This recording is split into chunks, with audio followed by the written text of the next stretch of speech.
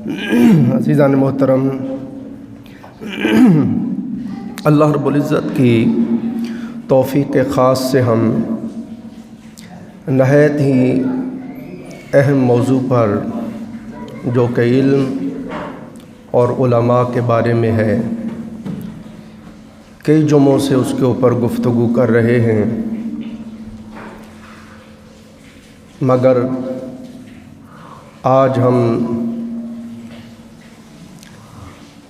بعد الانبیاء افضل البشر اصدق الصادقین غار یار غار مزار خلیفہ بلا فصل جناب سیدنا ابو بکر صدیق رضی اللہ تعالیٰ عنہ، آپ سرکار کی بارگاہ میں ہم خراج عقیدت پیش کریں گے،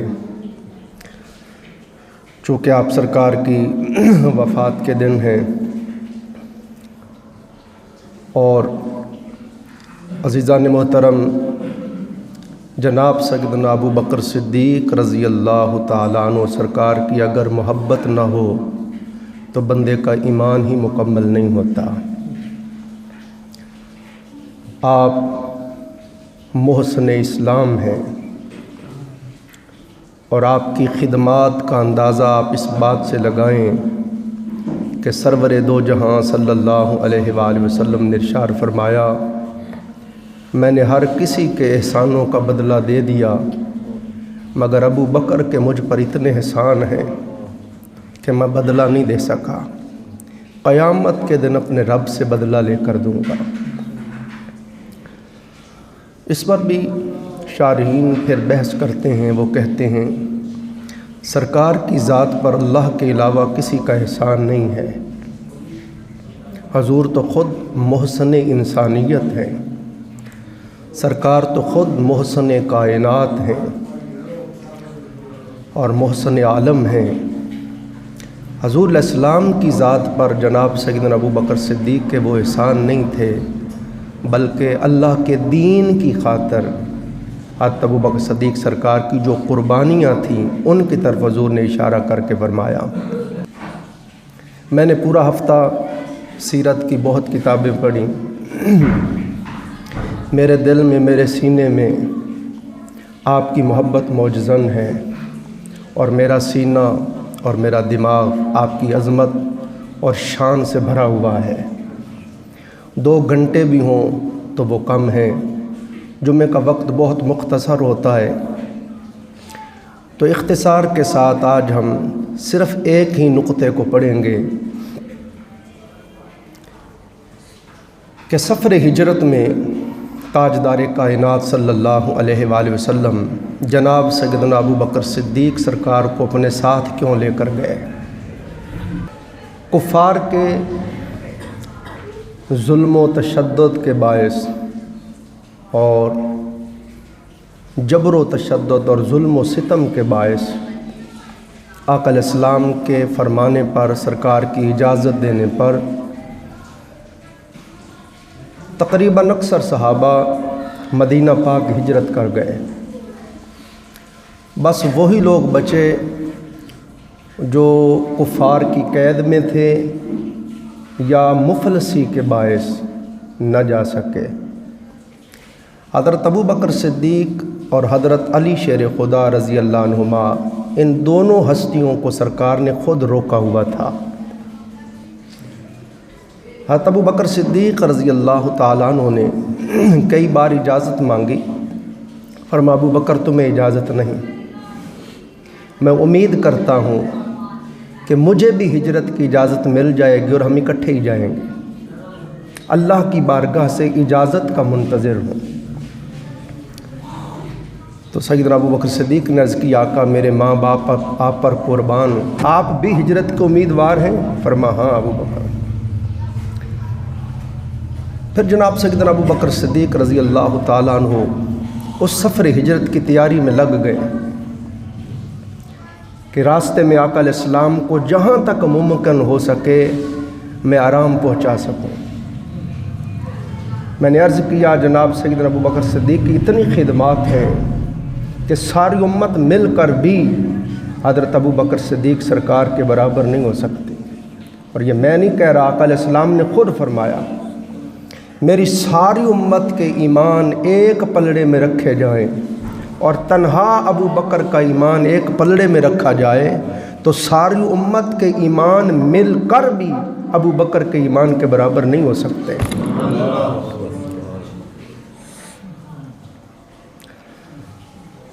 ایسے نہیں جناب سیدنا فاروق اعظم رضی اللہ تعالیٰ عنہ اکثر روتے اور رو کے کہا کرتے، ہائے کاش میں ابو بکر صدیق سرکار کے سینے کا بال ہی ہوتا۔ واہ، کاش میں جناب سیدنا ابو بکر صدیق رضی اللہ تعالیٰ عنہ کے سینہ اقدس کا ایک بال ہوتا۔ شان سمجھے جناب سیدنا ابو بکر صدیق۔ تو عزیزان محترم، پھر ابو بکر صدیق رضی اللہ تعالیٰ عنہ نے 2 اونٹنیاں لیں، ایک روایت کے مطابق 400 درہم کی، اور امام واقدی فرماتے نہیں 800 درہم کی 2 اونٹنیاں لیں، ایک اپنے لیے اور ایک سرکار کے لیے۔ ان کو کھلانے پلانے لگ گئے، تیاری کرنے لگ گئے، اور جو وقت موعود تھا اس کے انتظار میں لگ گئے۔ بالآخر عزیزان محترم، دار الندوہ میں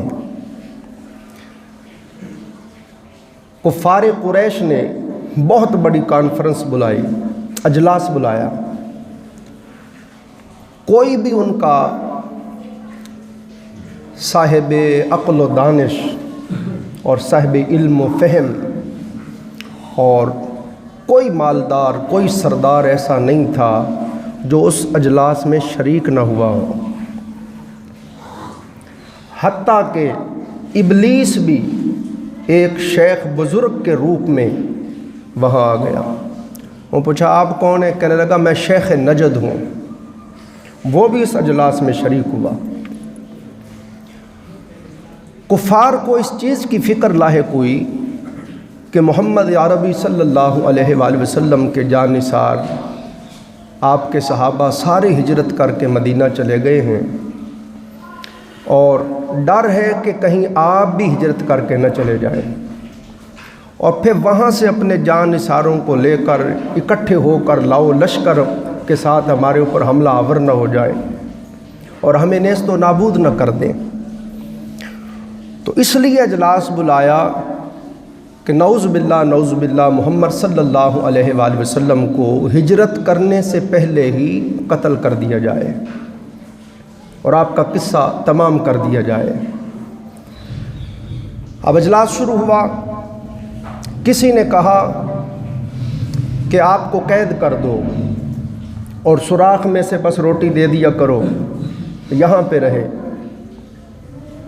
ابلیس جو شیخ نجد کے روپ میں تھا اس نے کہا یہ نادانوں والی بات کر رہے ہو، یہ بات مصطفیٰ کریم صلی اللہ علیہ وآلہ وسلم کے جان نثاروں سے پوشیدہ نہیں رہے گی، آخر ان کو اس کا علم ہو جائے گا اور وہ آپ کے جو جان نثار اور عاشق ہیں اپنی جانوں پر کھیل کر بھی آپ کو چھڑوا کے لے جائیں گے۔ ایک نے کہا کہ آپ کو جلا وطن کر دو، یہاں سے نکال دو۔ اس طرح جو قرآن سنا کے لوگوں کو اپنی طرف مائل کرتے ہیں، راغب کرتے ہیں اور اپنی تبلیغ کے ذریعے سے متاثر کرتے ہیں، تمہاری جان چھوٹ جائے گی۔ ابلیس نے ڈانٹ کے کہا لعنت ہو اس مشورے پر اور مشورے دینے والے پر، کیسی باتیں کرتے ہو، تم دیکھتے نہیں ہو وہ کتنا شیریں کلام ہے، ہائے ہائے ہائے، اس کے کلام کی تاثیر کا یہ عالم ہے، جس سے بات کرتا ہے اسی کا دل مو لیتا ہے۔ اگر دوسری جگہ بھیج دو گے تو جدھر جدھر سے مصطفیٰ گزرتا جائے گا لوگوں کو اپنا غلام بناتا جائے گا، اپنا دیوانہ، اپنا عاشق بناتا جائے گا، اپنے زلف و رخسار کا قیدی کرتا جائے گا، اور پھر وہ وقت دور نہیں کہ اپنے غلاموں کو جان نثاروں کو ملا کر لاؤ لشکر کے ساتھ تمہارے اوپر حملہ آور ہو جائے۔ تو یہ تجویز بھی قابل قبول نہیں۔ سب سے آخر میں ابو جہل بولا، اس نے کہا جی میں رائے دیتا ہوں، इबलीस सीधा होके बैठ गया। उसने कहा हाँ तू सरदार है, तू बता। उसने कहा मैं ये कहता हूँ कि तमाम मक्के के जितने भी कबाइल हैं, सारे कबीलों का एक एक बहादुर जरी जवान मर्द दलेर जंगजू ले लो। एक एक बंदा हर कबीले से जो बड़ा निडर, बड़ा दलेर हो, बड़ा बहादुर हो, बड़ा जंगजू हो, हर कबीले से एक एक बंदा ले लो और वो सारे मिलकर नऊज़ बिल्लाह हज़रत मोहम्मद सल्लल्लाहु अलैहि वसल्लम को कत्ल कर दें। इस तरह कबीला बनु हाशिम जो है वो सारों के साथ तो लड़ नहीं सकता। और फिर साफ ज़ाहिर किसास में बात ख़त्म होगी तो किसास देना भी सब के लिए आसान हो जाएगा। शैतान कहने लगा बिल्कुल ये राय बिल्कुल सही है। अब इसके ऊपर इत्तेफाक हो गया सबका। अल्लाह रब्बुल इज़्ज़त ने दारुन नदवा में कुफ़ारे मक्का ने ये जो अजलास किया और जो प्रोग्राम बनाया, जो उनके अज़ाइम थे, अल्लाह ताला ने ये सारा कुछ अपने महबूब को बता दिया। जनाब सैयदना जिब्राईल अलैहिस्सलाम को भेजा, सलाम भेजा और सारे वाक़े से आगाह किया और फरमाया महबूब आज रात आप अपने बिस्तर पर आराम न करें और हिजरत के लिए आप सफ़र की तैयारी करें, बिस्तर पे नहीं सोना। हज़ूर नबी अकरम सल्लल्लाहु अलैहि वसल्लम ऐन दोपहर के वक्त हज़रत अबू बकर सिद्दीक़ रज़ी अल्लाह ताला अन्हु के घर तशरीफ़ लाए। आका अलैहिस्सलाम ने फरमाया अबू बकर घर में कोई है तो उसको बाहर कर दो, दूर कर दो। अर्ज़ की या रसूल अल्लाह सल्लल्लाहु अलैहि वसल्लम आयशा के सिवा कोई नहीं है, आप परेशान ना हो, खुल के बात करें। फरमा अबू बकर अल्लाह की बारगाह से हिजरत की इजाज़त मिल गई है। फ़ौरन अबू बकर सिद्दीक़ ने अर्ज़ की आका मैं, फरमा आपके लिए भी इजाज़त मिल गई है, आप मेरे साथ जाएंगे। ये बात सुनकर हज़रत अबू बकर सिद्दीक़ रो पड़े, आपकी आंखों से बेसाख्ता आंसू जारी हो गए। हज़रत आयशा रज़ी अल्लाह अन्हा फरमाती हैं कि इससे पहले मुझे नहीं पता था कि खुशी से भी आंसू आ जाते हैं। उस दिन ये बात मेरे ऊपर मुतहक्कक हुई और आश्कार हुई कि खुशी से भी आंखों से आंसू आ जाते हैं। तो फरमाया अबू बकर बस तैयारी करो, आज रात हम निकल जाएंगे। फिर हज़रत अबू बकर सिद्दीक़ रज़ी अल्लाह ताला अन्हु के तमाम घर वालों ने खिदमत की। आपकी बेटी अस्मा ने खाने का तोशा तैयार किया, खाना गोश्त वगैरह बांधा, तैयारी की। और हज़रत अबू बकर सिद्दीक़ रज़ी अल्लाह ताला अन्हु का ग़ुलाम आमिर बिन फुहैरा उसने खिदमत की, आपकी बेटियों ने खिदमत की, आपके ग़ुलाम ने खिदमत की, आपके बेटे अब्दुल्ला बिन अबी बकर ने खिदमत की और आपके नौकरों ने खिदमत की। सारा घर आका अलैहिस्सलाम और हज़ूर अलैहिस्सलाम के मिशन की खिदमत में लग गया।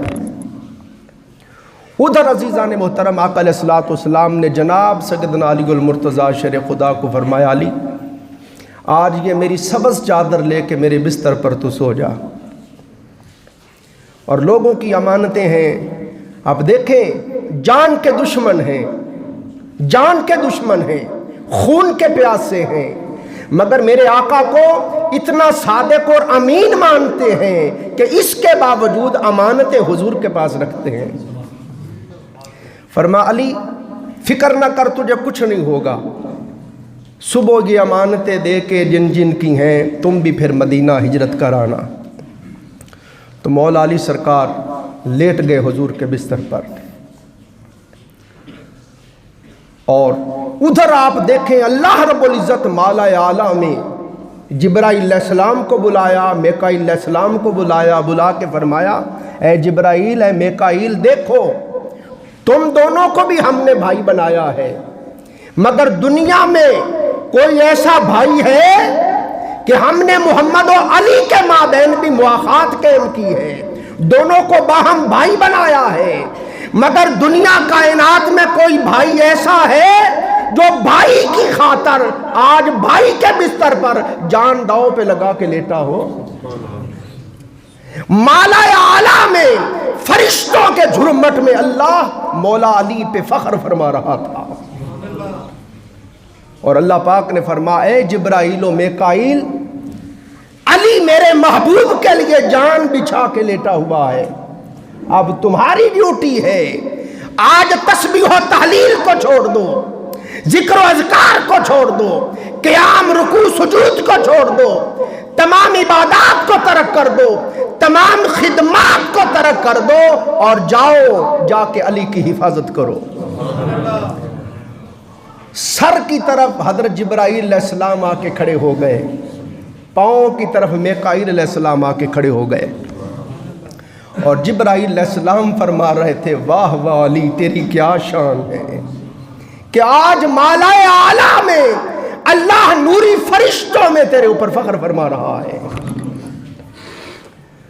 اب کفار مکہ جو تھے انہوں نے آقا علیہ السلام کے گھر کو محاصرے میں لے لیا، حصار میں لے لیا،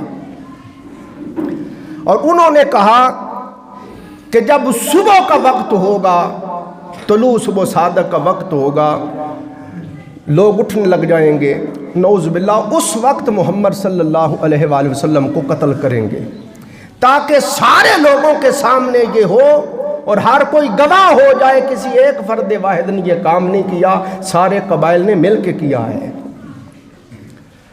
اور اللہ پاک نے محبوب سے فرمایا محبوب آپ چلیں تشریف لے چلیں. دیکھا آقا کے گھر کو ہر طرف سے کفار نے محاصرے میں حصار میں لیا ہوا تھا، ننگی تلواریں لے کے کھڑے ہیں، آنکھیں پھاڑ پھاڑ کے دیکھ رہے ہیں کہ کہیں محمد صلی اللہ علیہ وآلہ وسلم نکل نہ جائیں. آقا علیہ السلام نے مٹی کی مٹھی بھری اور سورہ یاسین شریف کی پہلی 6-7 آیتیں تلاوت کی اور اس کے اوپر پھونک مار کے ایسے آقا علیہ السلام نے مٹی پھینکی، ساروں کے سر پہ مٹی ڈال کے محبوب ان کی ننگی تلواروں کے نیچے سے ان کی کھلی آنکھوں کے سامنے سے گزر گیا، مگر کوئی محبوب کو دیکھ بھی نہ سکا. کئی لوگ یہ سمجھتے ہیں کہ حضور نبی اکرم صلی اللہ علیہ وآلہ وسلم اور حضرت ابو بکر صدیق رضی اللہ تعالیٰ عنہ 3 دن اور 3 راتیں غار ثور میں کفار سے چھپ کے بیٹھے رہے، جان بچا کے بیٹھے رہے. اور نادان تیری اس بات کو کیسے صحیح مان لیں؟ دیکھ کفار ننگی تلواریں لے کے کھڑے ہیں، آنکھیں پھاڑ پھاڑ کے دیکھ رہے ہیں، اور محبوب چلا گیا انہیں پتہ ہی نہیں چلا. اگر اس طرح کسی کو یہ بات سمجھ نہ آئے تو یوں سمجھ لو کہ اللہ اپنے محبوب کو اپنی قدرت کاملہ سے اور حفاظت کاملہ سے لے کے چلا گیا اور کوئی محبوب کا بال بھی بیکا نہ کر سکا. اب حضرت ابو بکر صدیق سرکار کے ساتھ ہیں، گھر آ گئے، آپ کو لے لیا، پھر چل پڑے. چلتے چلتے صبح ہوئی تو پیچھے سے ایک آدمی آیا جس نے سرکار کو جاتے ہوئے دیکھا تھا. اس نے کہا یہاں کیا کر رہے ہو؟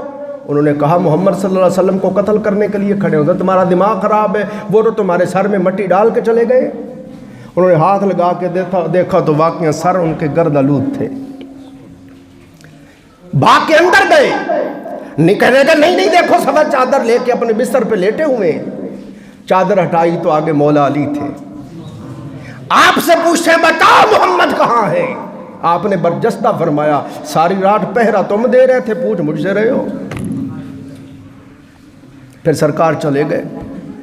اب مولا حضرت ابو بکر صدیق سرکار کے ساتھ ساتھ ہیں، آقا بھی جا رہے ہیں، ابو بکر بھی جا رہے ہیں.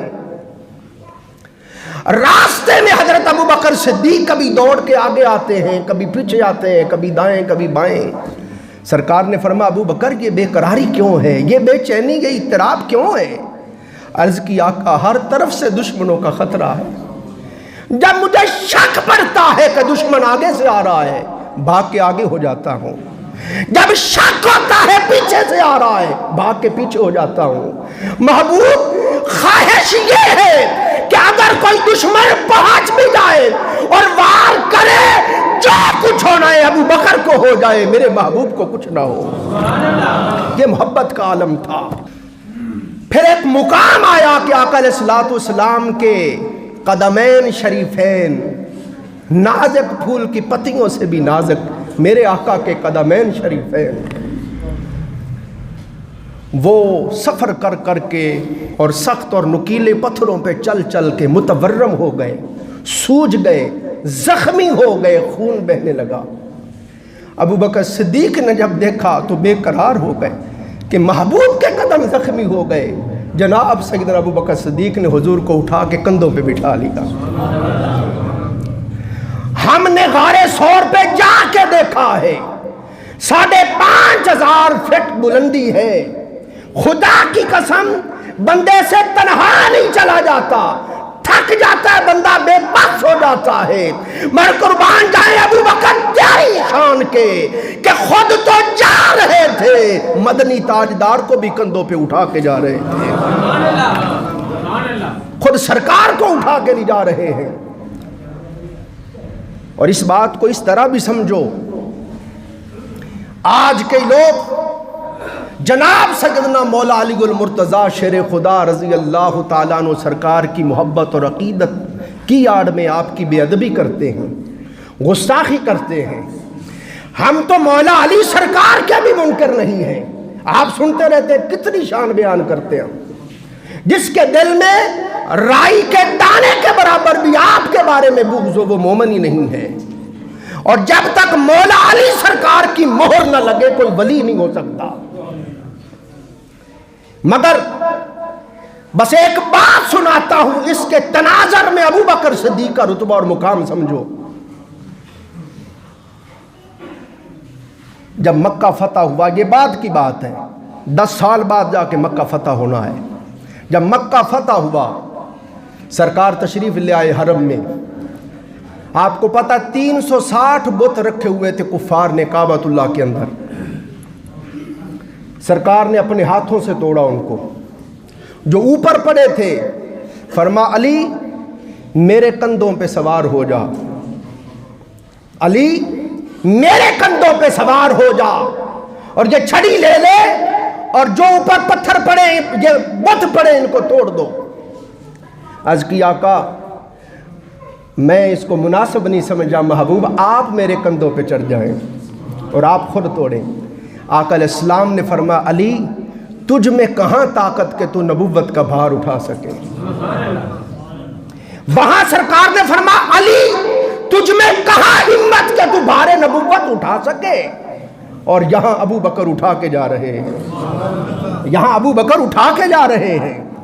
اور اس میں سرکار یہ بھی اشارہ فرما گئے کہ میرے وصال کے بعد میری امت میں بڑے فتنے رونما ہوں گے، میری وفات کے بعد فتنہ ارتداد بھی اٹھ کھڑا ہوگا، قبیلوں کے قبیلے مرتد ہو جائیں گے اور جھوٹے مدعیان نبوت اٹھ کھڑے ہوں گے، اور ہر قبیلہ اپنے قبیلے کا نبی کھڑا کر دے گا، اور منکرین زکات آ جائیں گے۔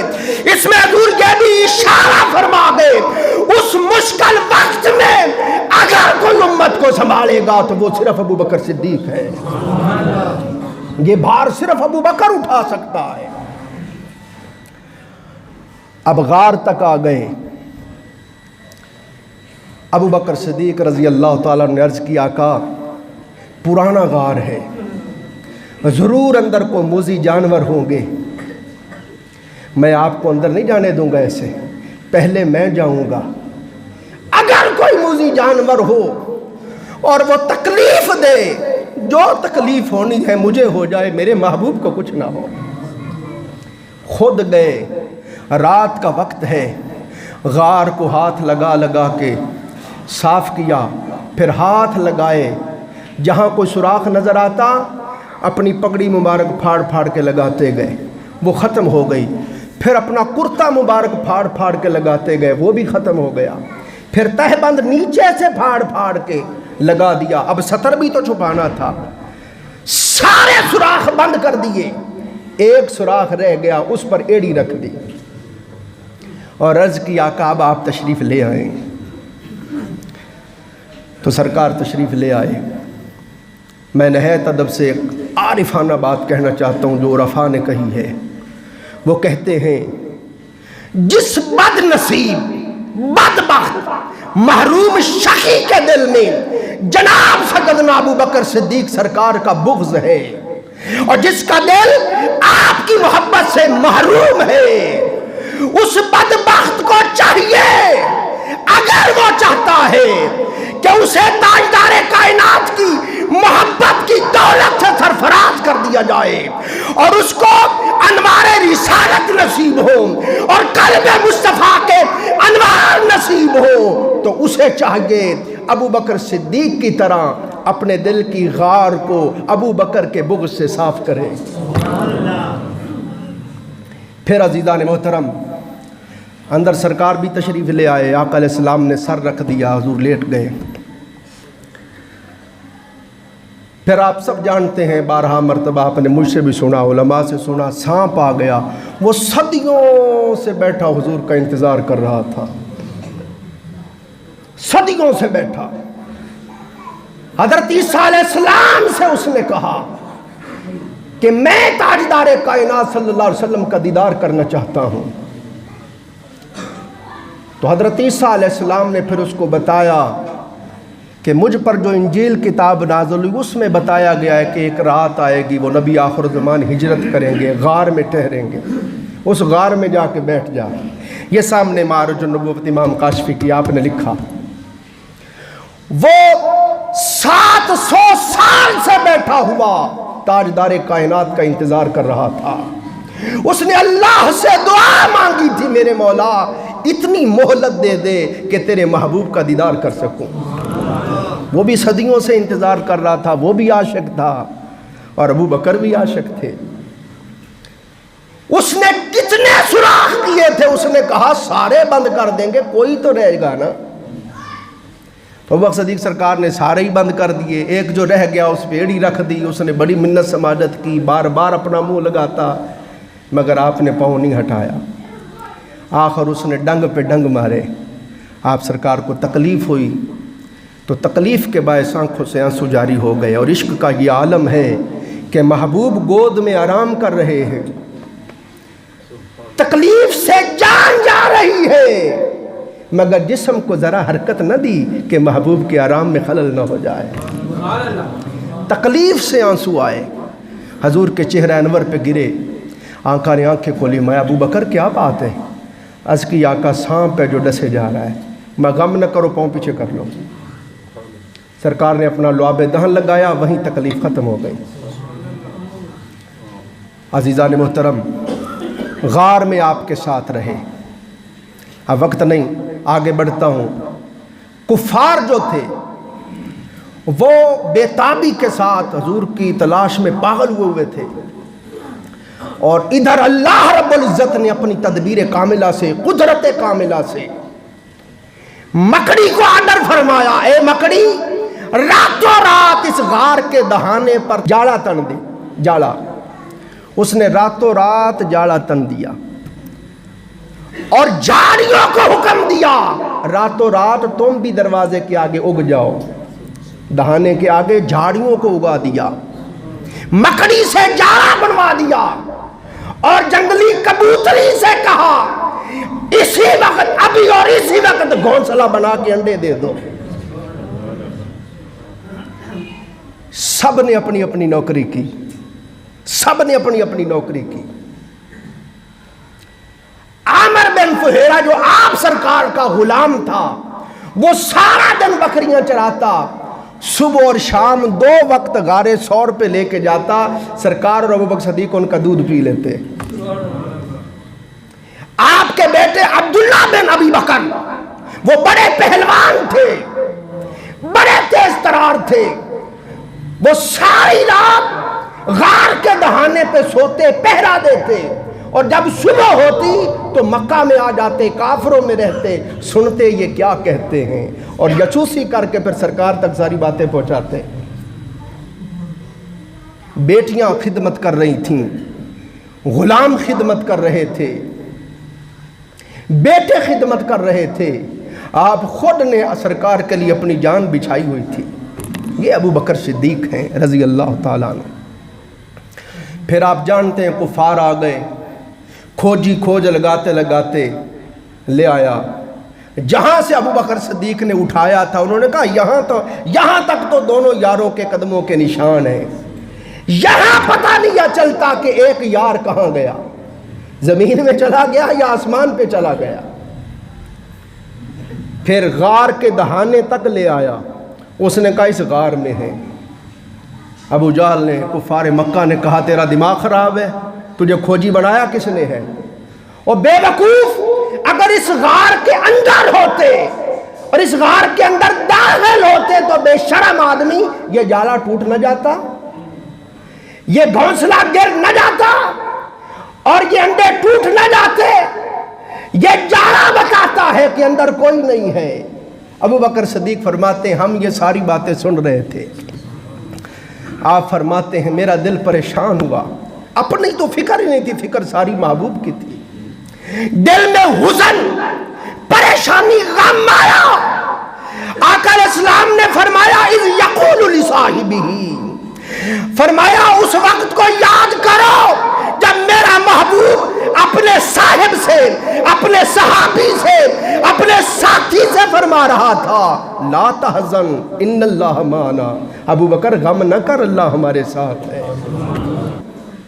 مفسرین نے بیان کیا ہے آقا علیہ السلام کے 1,20,000 سے زیادہ صحابہ تھے، جس نے بھی ایمان کی نگاہ سے چہرہ مصطفیٰ کو دیکھا وہ صحابی ہو گیا۔ 1,20,000 سے زیادہ صحابہ تھے، مگر قرآن پاک نے خدا کی قسم ایک ہی ہستی ہے جس کے لیے صاحب کا لفظ بولا، وہ ابو بکر صدیق ہے، وہ ابو بکر صدیق سرکار ہے۔ اور آپ کی شان کا اندازہ اس بات سے بھی لگائیں کہ اللہ فرما رہا ہے، حضور فرما رہے ہیں ابو بکر غم نہ کر، اللہ ہمارے ساتھ ہے۔ یہ نہیں کہا میرے ساتھ ہے، ہمارے ساتھ ہے۔ تو حضور علیہ السلام نے حضرت ابو بکر صدیق کو، اور اللہ رب العزت نے خود حضرت ابو بکر صدیق کو معیت خاص سے نوازا۔ ایسی سنگت، ایسی رفاقت، ایسی قربت، ایسی صحبت، ایسی معیت خدا کی قسم اور کسی کے حصے میں نہیں آئی جو حضرت ابو بکر صدیق کے حصے میں آئی۔ کہ حضور علیہ السلام نے فرمایا عالم ارواح میں میری اور ابو بکر کی روحیں بھی ایک جگہ اکٹھی تھیں۔ فرمایا اللہ نے جہاں سے مٹی لے کر میرے جسد اقدس کو بنایا تھا، وہیں سے مٹی لے کے ابو بکر کے جسد اقدس کو بنایا ہے۔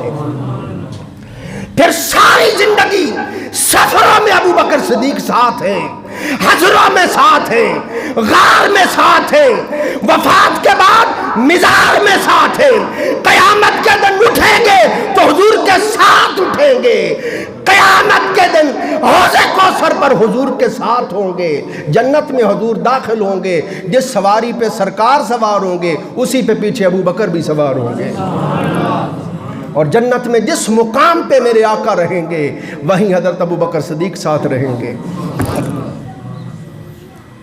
حلیۃ الاولیاء میں امام ابو نعیم اصفہانی رحمۃ اللہ نے لکھا، فرماتے ہیں جب صبح ہوئی غار ثور میں تو حضور علیہ السلام نے دیکھا حضرت ابو بکر صدیق کے جسم پہ کپڑے ہی نہیں ہیں، تو دیکھ کے حضور کا دل بھر آیا، آقا کا دل بھر آیا، ہاتھ اٹھا لی، عرض کی میرے مولا میرے ابو بکر کی جان نثاریاں دیکھ، ابو بکر کی قربانیاں دیکھ، میں ابو بکر سے خوش ہو گیا ہوں، تو بھی خوش ہو جا، اور میں یہ التجا کرتا ہوں جنت میں جس مقام پہ مجھے رکھا جائے وہی میرے ابو بکر کو بھی رکھا جائے۔ اسی وقت جبرائیل وحی لے کے آگے عرض کی آقا آپ کی دعا قبول ہو گئی ہے، اللہ نے فرمایا محبوب جہاں تو رہے گا وہیں ساتھ ابو بکر رہے گا۔ اور عفا بیان کرتے ہیں دیکھو غور کرو، ابو بکر صدیق غار کے اندر حضور کی خدمت کر رہے ہیں، غار کے اندر، اور جنگلی کبوتر باہر پہرا دے رہے ہیں۔ ماتے غور کرو لجپال نبی نے کیسا نوازا ہے، ابو بکر آج بھی غار کے اندر ساتھ ساتھ ہے، جنگلی کبوتریاں سرکار کے مزار کے باہر بیٹھی ہیں۔ ایسے ہے کہ نہیں؟ ابو بکر آج بھی اندر ساتھ ہیں، کبوتر اس دن باہر تھے، آج بھی باہر گنبد پہ بیٹھے ہیں، ادھر ادھر حضور کے روزے کے پھرتے ہیں، اور ہر کوئی ان کی خدمت کرتا ہے۔ ساری زندگی کام دھندے ہی کرتے ہو، دنیا ہی کماتے ہو، یہ کتا پیٹ تو نہ بھرا ہے نہ اس نے بھرنا ہے، یہی گھڑیاں کام آنی ہیں، یہ جو حضور کی محبت میں بیت رہی ہے۔ بس اس پہ ختم کرتا ہوں عزیزان محترم کہ آپ دیکھیں، اگر آقا علیہ الصلوۃ والسلام اور ابو بکر صدیق کفار کے ڈر سے 3 دن غار کے اندر چھپے رہے تو بے وقوف حضور کو چھپنے کی کیا حاجت ہے؟ ان کا رب تو کفار کے محاصرے سے نکال کے لے آیا، وہ آنکھیں کھول کے دیکھتے رہ گئے اور حضور کو دیکھ ہی نہ سکے، وہ غار کے دہانے تک بھی پہنچ گئے مگر پھر بھی حضور تک پہنچ نہ سکے، حتیٰ کہ راستے میں سراقہ ابن مالک حضور علیہ السلام کا آقا علیہ الصلوۃ والسلام کا تعاقب کرتے کرتے پہنچ گیا حضور تک،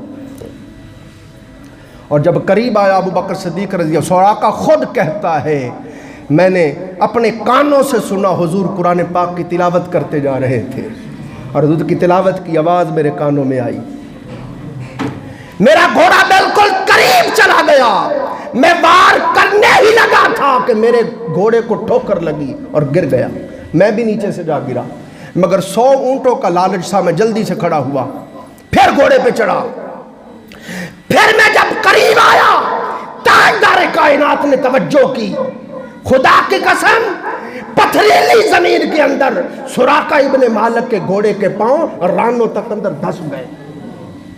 سراقہ ابن مالک کہتا ہے میں سمجھ گیا، میرے اوپر یہ بات اللہ نے متحقق کر دی کہ یہ نبی خدا ہیں، یہ رسول برحق ہیں، یہ آپ کا معجزہ ہے، ساری زندگی ہم گھوڑے دوڑاتے رہے ہیں، کبھی ایسا نہیں ہوا کہ پتھریلی زمین میں گھوڑے کے پاؤں دھس جائیں۔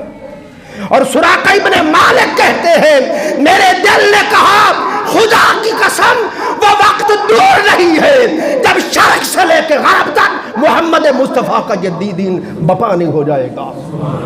اب حضور کے اس پیغام کو کوئی روک نہیں سکتا۔ پھر سراقہ ابن مالک اس نے ہاتھ جوڑ کے عرض کیا آقا معافی دے دیں، میں کیا آیا تھا؟ عرض کیا آقا غریب آدمی ہوں، 100 گھوڑوں کا لالچ یہ لے آیا۔ فرمایا تو گھوڑوں کے لالچ کی بات کرتا ہے اور میں دیکھ رہا ہوں شہنشاہ کسریٰ، شہنشاہ ایران کے سونے کے کنگن تجھے پہنائے جائیں گے۔ اب دیکھیں حضور علیہ الصلوۃ والسلام 10 سال ہجرت کے بعد مدینہ میں رہے، پھر 2.5 سال ابو صدیق کی دور خلافت، پھر سیدنا فاروق اعظم کے دور میں جا کے ایران فتح ہوا۔ جب کسریٰ فتح ہوا یہاں سے مال غنیمت حضور علیہ الصلوۃ والسلام حضرت عمر فاروق کے دربار میں پیش کیا گیا، مسجد نبوی میں ڈھیر لگا ہوا ہے، سیدنا فاروق اعظم اس ڈھیر کے ارد گرد پھر رہے ہیں، کبھی اندر ہاتھ مار مار کے دیکھتے ہیں جیسے کوئی چیز ڈھونڈتے ہیں۔ کسی نے کہا سرکار کیا ڈھونڈتے ہیں؟ میں سرکار نے فرمایا تھا اے سراقہ ابن مالک تیرے ہاتھوں میں شہنشاہ کسریٰ کے کنگن دیکھ رہا ہوں۔ آج کسریٰ فتح ہوا ہے، سامنے سراقہ ابن مالک کھڑا ہے، ہو نہیں سکتا کہ شہنشاہ کسریٰ کے کنگن نہ آئے گا۔ آخر مل گئے، آپ نے وہ کنگن حضرت سراقہ کو پہنا دیے، اور وہ اتنے بڑے تھے، آپ نے ایسے کیا تو وہ کندھوں تک چلے گئے۔ لوگوں نے کہا کسی کو سونے کا چھلا نہیں پہننے دیتے ہو اور انہیں پورے کنگن ہی پہنا دیے۔ فرمایا کیا بات کرتے ہو، میں کون ہوتا ہوں پہنانے والا؟ حلال حرام کرنے والے آقا خود سراقہ ابن مالک پہ حلال کر گئے۔ عزیزان محترم، حضور علیہ الصلوۃ والسلام کو اور حضرت ابو بکر صدیق سرکار کو خاص وجہ سے وہاں رکھا گیا۔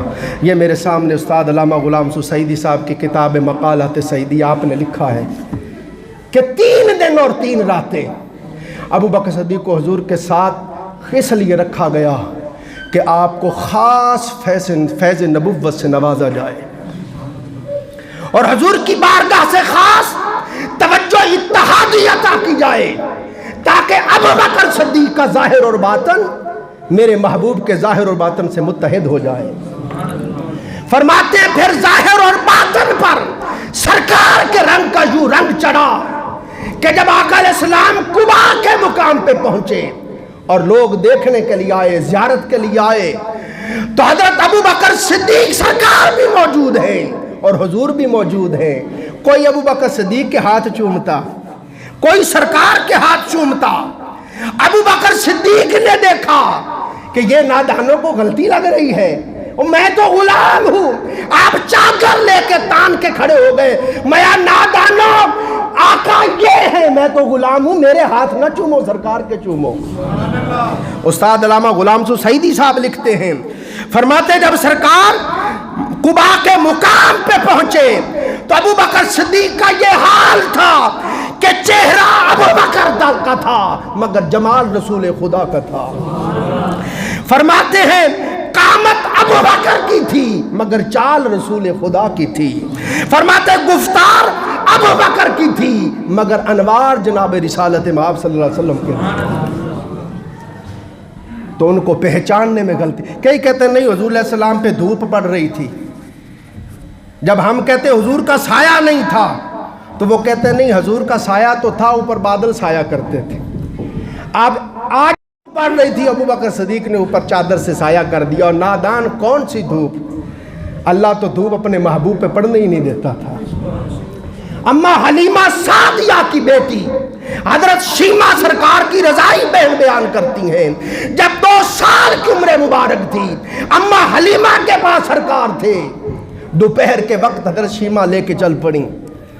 حضرت حلیمہ نے فرمایا بیٹا سخت دھوپ ہے، بھائی کو گرمی میں کہاں لے جا رہی ہو؟ عرض کی اماں کس دھوپ کی بات کرتی ہو؟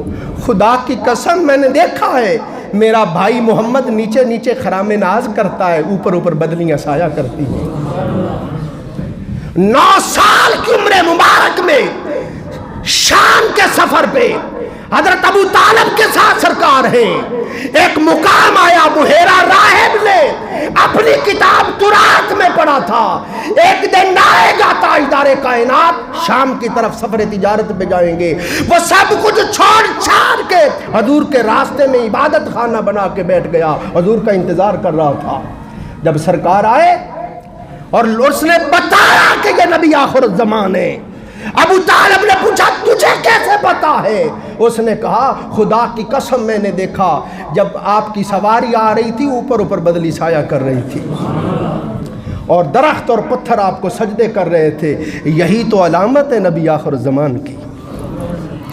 سیدہ خدیجہ الکبریٰ فرماتی ہیں آپ نے جب سرکار کو، بس 1 منٹ میں ختم کر رہا ہوں، سیدہ خدیجہ الکبریٰ فرماتی ہیں آپ نے جب اپنا مال تجارت دیکھ کے حضور کو شام بھیجا 25 سال کی عمر میں، جب واپس سرکار آئے اپنے غلام میسرہ سے پوچھا کہ بتا کچھ خبر دے، محمد صلی اللہ علیہ وسلم کے بارے میں کیا دیکھا؟ اس نے کہا اے میری سردار کیا پوچھتی ہے، سرکار کی وجہ سے اتنا نفع ہوا کہ تو سوچ نہیں سکتی۔ اور بڑا معجزہ یہ ہے کہ مدنی تاجدار آپ نیچے نیچے چلتے تھے اور ہمیشہ دیکھا اوپر اوپر بدلی سایہ کرتی تھی۔ اور خدیجہ الکبریٰ خود جب پتہ چلا حضور آ رہے ہیں تو اپنے مکان کی چھت پہ سہیلیاں لے کے چڑھ گئی، دیکھو حضور کس شان سے آ رہے ہیں۔ تو آپ نے دیکھا کہ پرندے اپنے پروں سے سایہ کر کے آ رہے تھے۔